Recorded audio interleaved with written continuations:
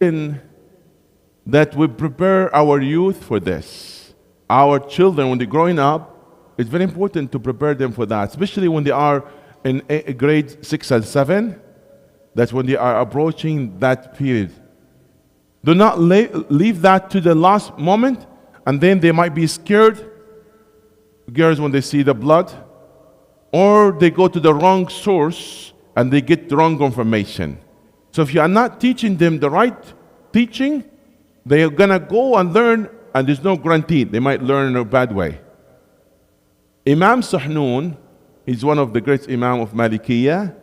He couldn't find somebody to teach his daughters the proper ahkam and rules of hayd and bulugh. He taught them that.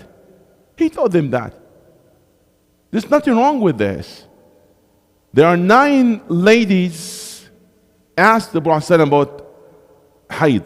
And our mother Isha said, رحم الله زوجات الأنصار لم يمنعهن حياءهن أن يسألن عن أمور دينهن. May Allah grant mercy for the wives of Ansar.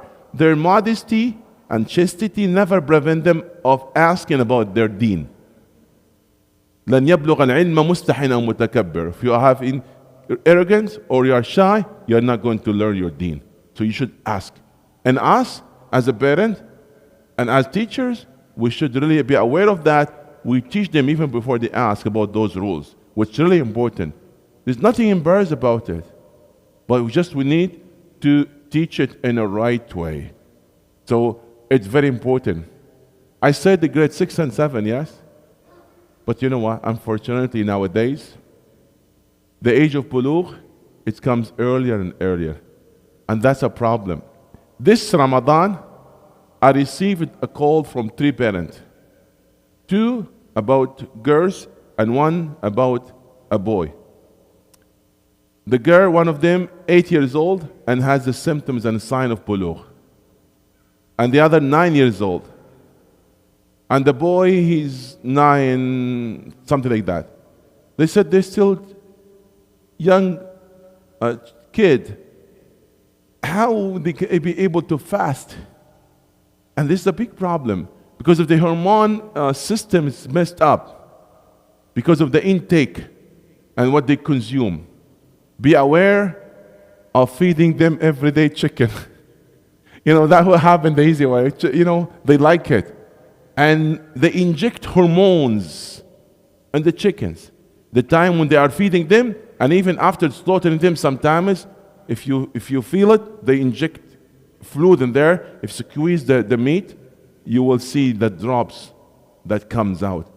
That's something they added. Be careful about this. So the early puberty age, the early bulugh, it's problematic. They have to be responsible for their ibadah, but it's not that easy for the parent to enforce them and to teach them to that early, ages. So be careful about this.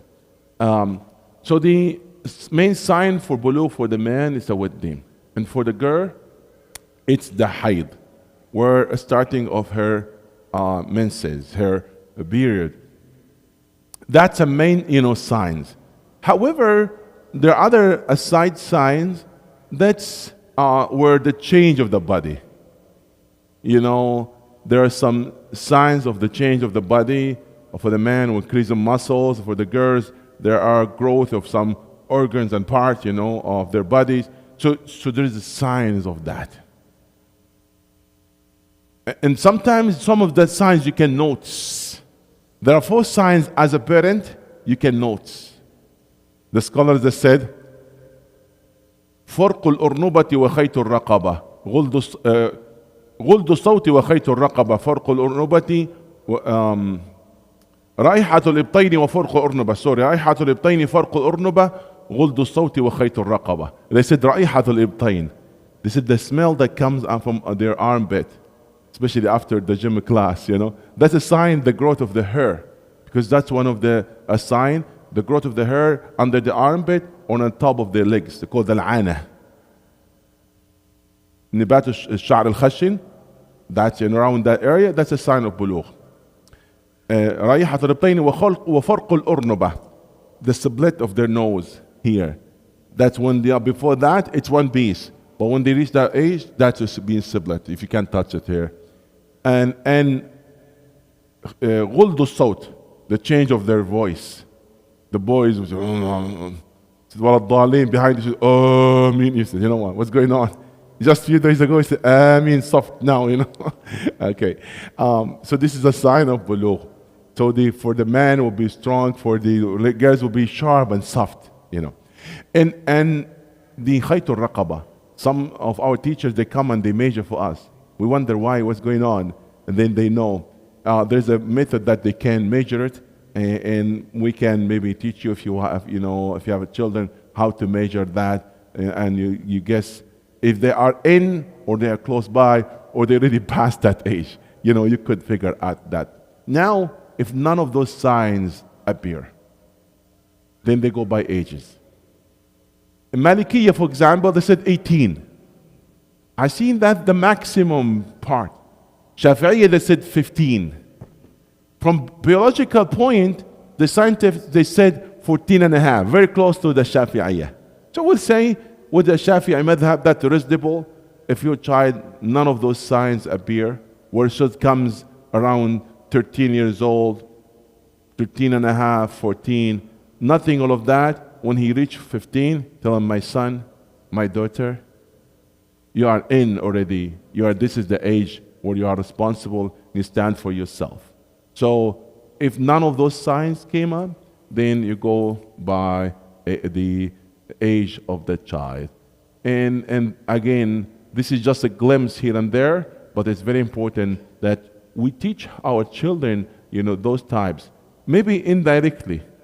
Maybe you have a nice book, have a good explanation for that in your library. He will grab it and read it. And maybe you take him to halaqah, special halaqah for this, to teach them about bulugh. But they have to know that, because they have to know they are responsible. Not anymore, they play around. They have to be standing for themselves. And every action, every deed, it counts for them. May Allah subhanahu wa ta'ala bless them and and make bright future for them. And may Allah guide us all. اللهم اغفر ذنوبنا واسع عيوبنا وبلغنا في دار مطلوبنا اللهم سك العفو والعافية والمعافاة الدائمة في الدين والدنيا والآخرة.